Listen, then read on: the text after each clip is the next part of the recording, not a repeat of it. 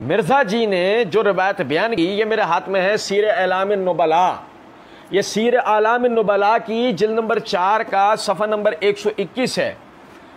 इमाम ज़हाबी रहमतुल्लाह अलैह फरमाते हैं व अम्मा अब्दुल अजीज़ बिन सय्याहिन फरवाहु अन्हु सिकातान अन हबीब बिन अबी साबित अन्न इब्न उमर काला मा असा अला शैइन फातनी इल्ला अन्नी लम उकातिल मा अलील फ़िअतिल बाग़िया।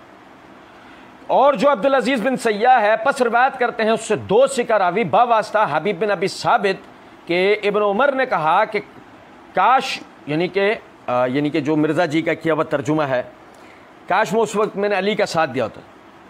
मा असा अला शैइन फातनी, मुझसे कोई चीज़ भी ज़ाया नहीं होती।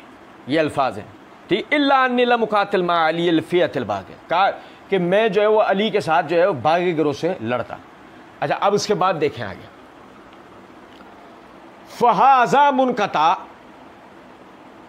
इमाम ज़हाबी आगे कहते हैं फ़हाज़ा मुनक़ता, ये रिवायत सनदन मुनक़ता है, मुनक़ता ज़ईफ़ की किस्म है। मिर्ज़ा जी ने ज़ईफ़ रिवायत सुनाई है और लुत्फ़ की बात धड़ल्ले से दंदना के सुनाई है। मैं आपको बताऊं, ऐसी भी तारीख़ रिवायतें मिलती हैं। और वैसे मैं बताऊं आपको, तारीखी रिवायतें ऐसी मिलती हैं कि इब्न उमर आखिरी वक्त में रोते थे, काश मैंने उस वक्त अली का साथ दिया होता, जो मामलात बिगड़ गए थे।